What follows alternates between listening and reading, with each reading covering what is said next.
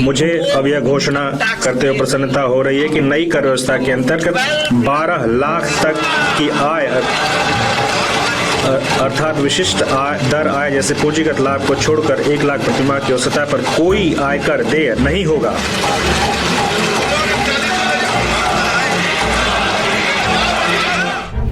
वित्त मंत्री निर्मला सीतारमण ने बजट 2025 पेश करने से पहले ही संकेत दे दिया था कि ये बजट आम आदमी और मिडिल क्लास को समर्पित होगा।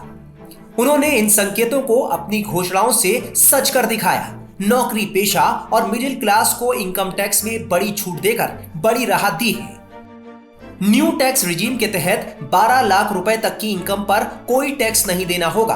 75,000 रुपए के स्टैंडर्ड डिडक्शन के साथ सैलरीड क्लास की 12,75,000 रुपए की इनकम टैक्स फ्री होगी।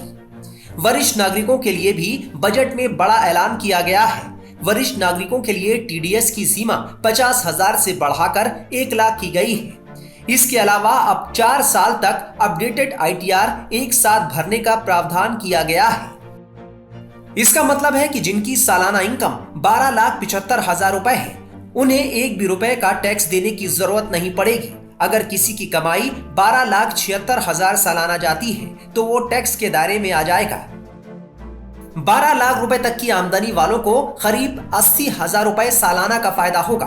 12 से 16 लाख रुपए तक की आमदनी वालों को इससे सालाना करीब 1,40,000 रुपए की बचत होगी। विकसित भारत की ओर हमारी यात्रा में लोकतंत्र, जननांगिकी और मांग हमारे मुख्य सहायक स्तंभ हैं।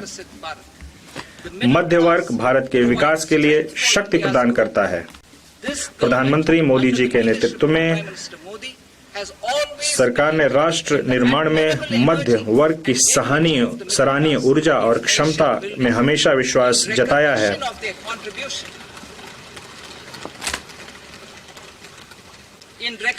उनके योगदान को देखते हुए हमने उनके कर के बोझ को समय समय पर कम किया है। 2014 के बाद तुरंत शून्य कर स्लैब को बढ़ाकर 2.5 लाख कर दिया गया था, जिसे 2019 में बढ़ाकर 5 लाख कर दिया गया। 2023 में 7 लाख कर दिया गया।